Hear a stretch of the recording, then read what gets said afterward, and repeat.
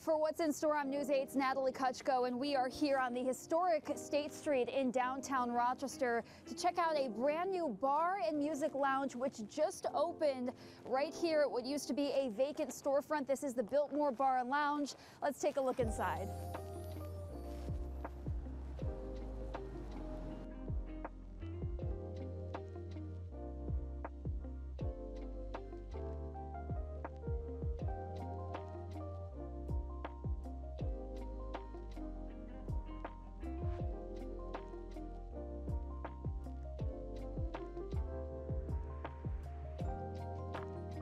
So we have made our way inside to Biltmore Bar and Lounge. I am joined by owner Stephen O'Brien. Stephen, thanks so much for joining us. My pleasure. You just celebrated your grand opening over the weekend. Tell us how'd it go? It was fantastic. We had such a huge crowd here.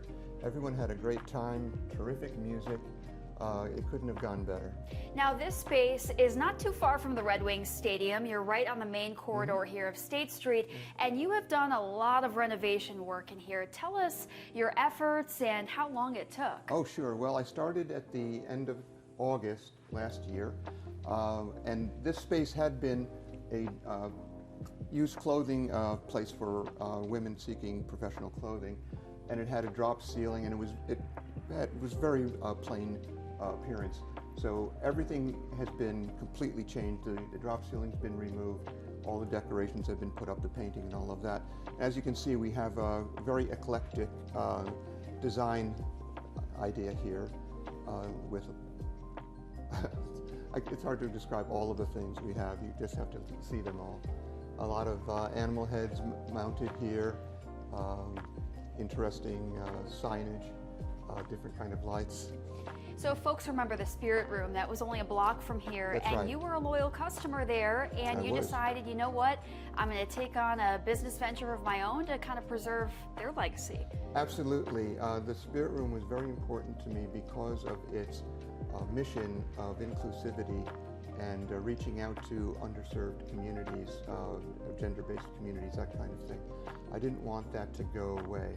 I wanted to continue with that theme, but I didn't want it just to be labeled as a LGBTQ space. I wanted it to be a more inclusive space for everybody, but that's welcoming to everyone at the same time and respectful to everybody. So people may not be familiar with what was in here before, but this required a lot of renovation. And you told me before we got started here, you only began the work over the summer. That's right, and all the demolition was done by me. It was a tremendous amount of work taking down the ceiling, painting the ceiling when it was done. We had the floors redone, the bar put in, and walls taken down, new walls built, new bathroom, new kitchen. So a tremendous amount of work, but it all came together and is working very well. Let's take a look at the style of the bar here. What was the motive behind the inspiration? Well, a friend of mine suggested a treatment that would be very unique, and that was putting down a sheet of copper. This is actually the copper top that had been at the Spirit Room, but there it had been just a plain copper. What we did was we put down a mixture of vinegar, ammonia, and salt, which created these interesting patterns and colors that everyone seems to respond very nicely to. And this seats easily 30 people? The entire bar seats 60 people. Wow. With the dining room, yeah, and these seating here in the bar. So it's a pretty large bar. We have 2 stations for bartenders, and it's set up to be a real craft cocktail bar. We take the cocktails we serve very seriously. So all the ingredients, all the syrups, all of the additions to the drinks are selected carefully, and the bartenders are highly skilled in their knowledge of drinks. Now, interesting background here. You specialize in IT and Yes, the technical realm, Yeah. and this is a totally new project for you. How did you kind of stumble into this and take it away? Well, it was a leap of faith.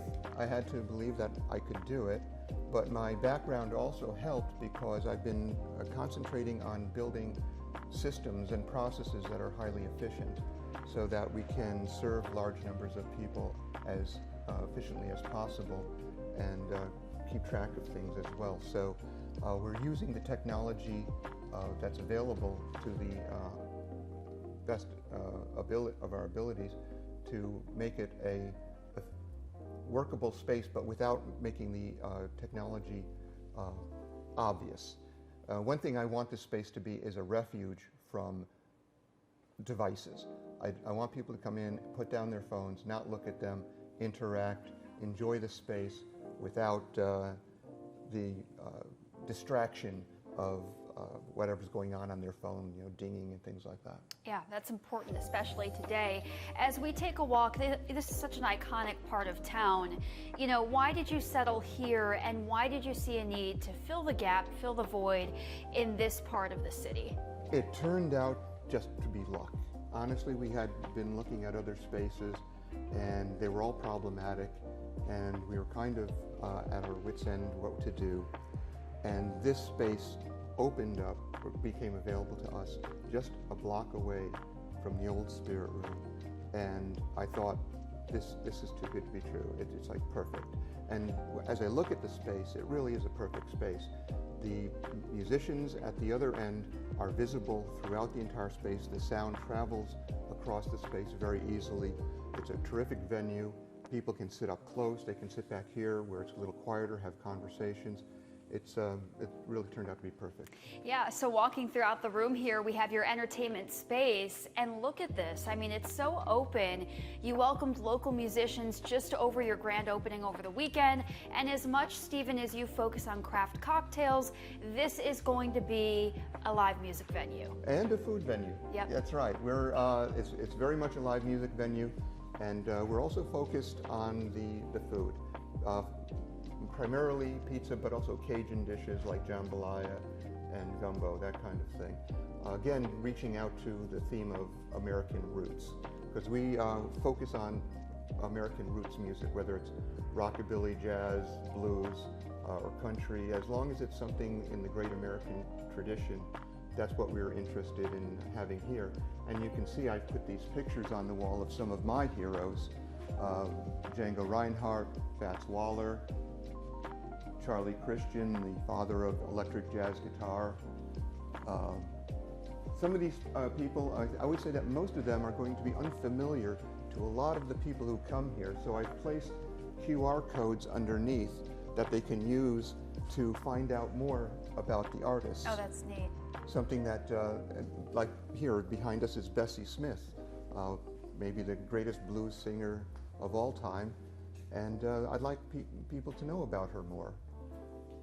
We have Jelly Roll Morton, who claimed to have invented jazz, and Bix Beiderbecke, one of the foundational players in the 1920s. So out of curiosity, how do you work to recruit acts into this space? Oh, it's not hard. They come.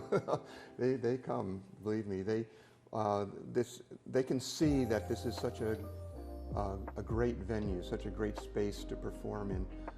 That we get lots of inquiries all the time. It's not going to be hard getting people to act here. You talk about the different genres that you welcome in, right?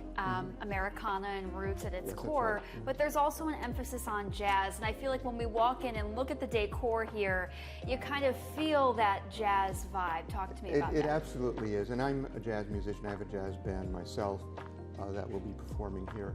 I wanted to avoid appearing to be reproducing a particular era, like a Prohibition era bar, speakeasy, or something like that. But I wanted it to be oddball and off, and yeah, I guess it does look a little bit jazzy, and I like that. Certainly the pictures that I have, Louis Armstrong, Ella Fitzgerald, Duke Ellington, they all reflect that. Awesome. So the seating here is great because you've got it on each side, kind of welcoming that open space where, it feels very much like a stage, at the end of the room here. Yes, and we also have space here for dancing. So if swing dancers show up, it's not a huge amount of space, but it's enough for them to do some dancing here. And we do like to have swing music as part of our offering. What's been the overall reception from your customers that were here over the weekend? You were saying it was basically standing room only here. Oh, it was packed, and everybody had a great time. And it was nice because we even had family here. There was a family here with their children, and they were having a great time. Just the widest representation of Rochester were here that night, and that's why I love Rochester. It's such a great bar town. We're just hoping to be one of many great bars in Rochester, but there's so many others. I think of Cheshire, right, and Grace and Disgrace, and Abilene, and all of these great places. We'd like to take our place among all of those. That's great. Now, you're a transplant. You moved here in 2018 That's from? Right. From Silicon Valley. Wow. Sunnyvale, home of Google. So what prompted that move? I was, tiring. I wanted to come back to Rochester. I graduated from Penfield. My mother's been living here forever. My brother's here. Wanted to get back to family, and I've always loved Rochester. It's just such a great town. The people, the downtown area is reviving and getting better every day. And I just wanted to be with family and friends and in a great place that I've always loved. I want to take a look here at the wall paneling, just over to this side, and you really get a warm feel when you walk in here. Kind of explain to us the vision behind these portraits and the mood lighting, that kind of thing. I definitely wanted it to be a place where you come in and relieve your stress. And so, you have the low lighting, you've got the table lamps that just, give you a nice soft light, the lighting across there. But as you look around, this side of the bar is kind of the weird side. And then over here, we've got the vintage cocktail posters, which gives it a different feel.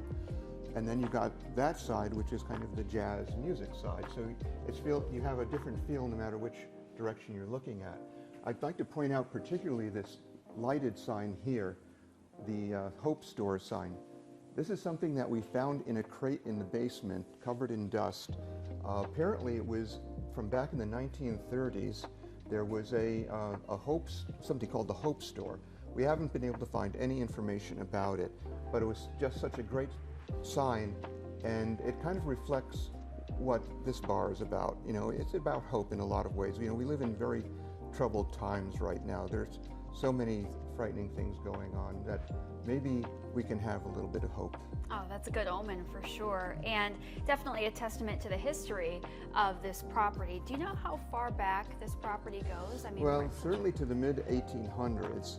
I don't have an exact timeline or exactly what was here, although we did find a lot of records downstairs from an insurance company that was in the space back in the 1950s and 60s. But beyond that, I really don't know that much about the history. But it's just such a great place, and it's fabulous that it hasn't been completely torn apart. That particularly the ceiling is so unique. We wanted to highlight that, so we've got the lighting coming up from behind on that tin ceiling, just to really illuminate how beautiful it is.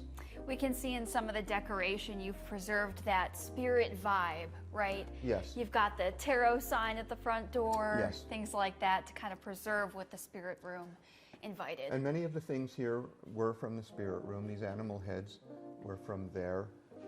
The elephant head, of course, was from there. That paper mache had things like that. Many of the decorations were things that I purchased from the spirit room when they closed. And I'm glad to keep them because they do maintain that continuity.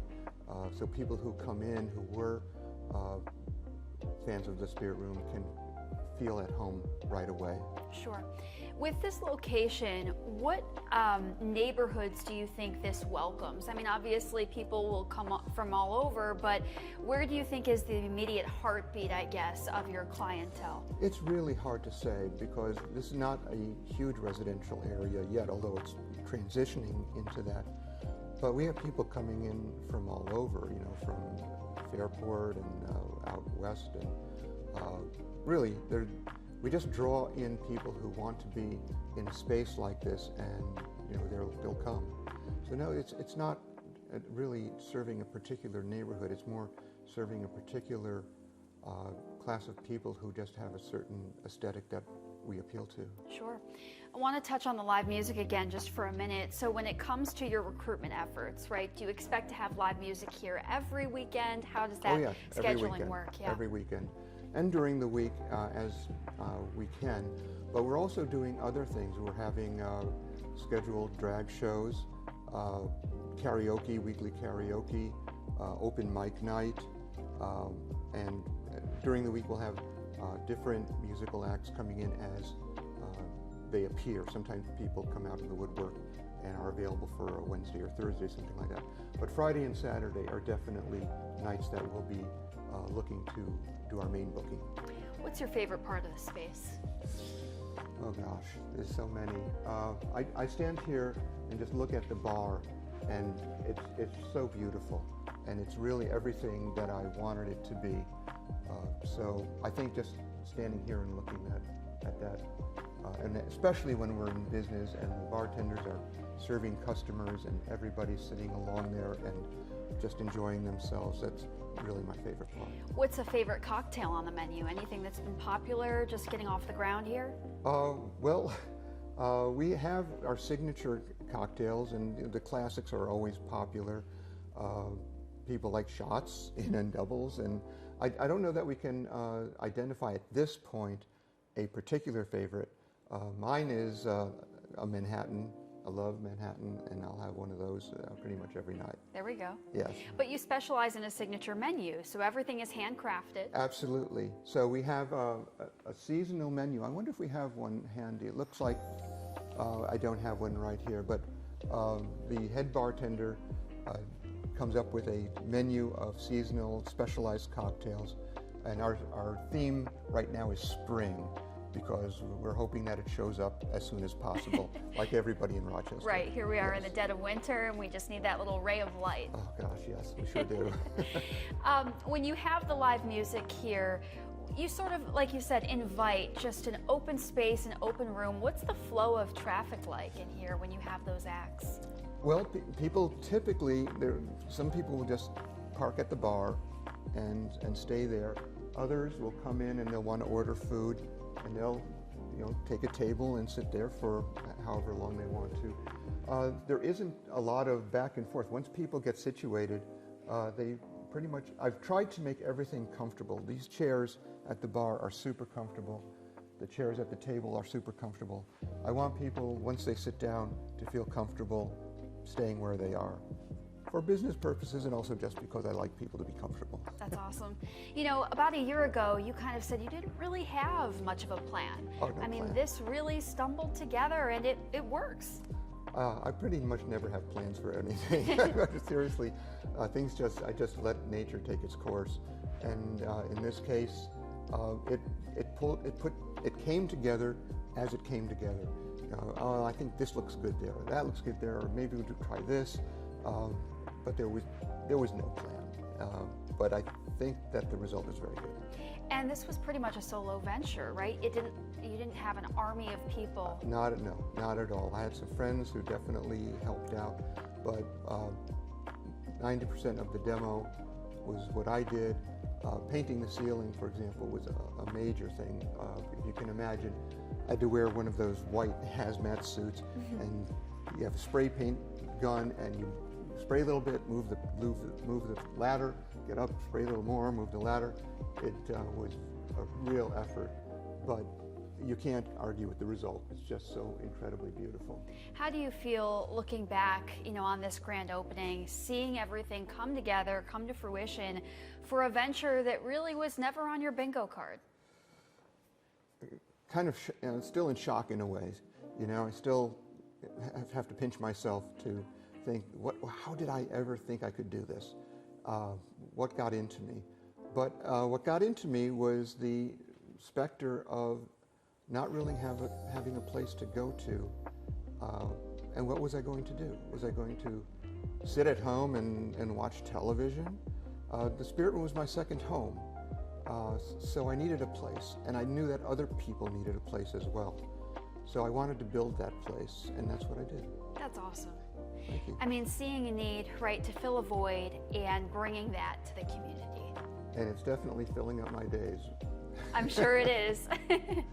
Oh, this has been so awesome. Thank you so much for having us. We really appreciate thank you for it. being here. I want to talk about your hours. So tell us when you're open and things like that. We're open Monday through Saturday. We're going to be open from 6 to midnight. So anytime in that period of time, come on down. Love to see you. And your staff, how many people do you have on staff here? On Friday and Saturday, we'll have 2 bartenders and a bar back and a cook. During the week, we can probably get by with 1 bartender. So Stephen, as we wrap up, just your overall mission, what do you hope to bring to downtown Rochester? I want to continue what the Spirit Room started, which is an inclusive space for people of all gender identities, of all sexual identities, of whatever you are, however you view yourself, however you identify, you are welcome here, and I want you to be here. But at the same time, I don't want this to be anyone to brand this as a LGBTQ space, because that's too restrictive. I wanted a space where anyone, but especially people in marginalized communities, can feel comfortable.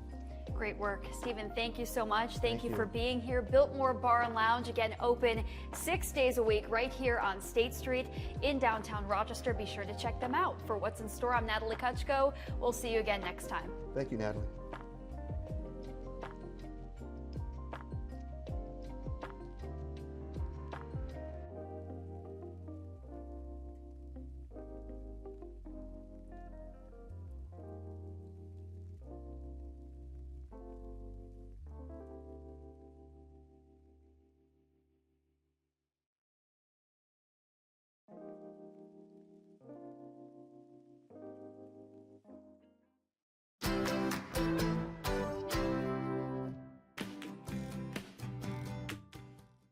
Get the Rochester First streaming app today for everything you love from News 8 On Demand, plus exclusive shows you won't see anywhere else. Search ROC and download for free on Roku, Amazon Fire, and Apple TV.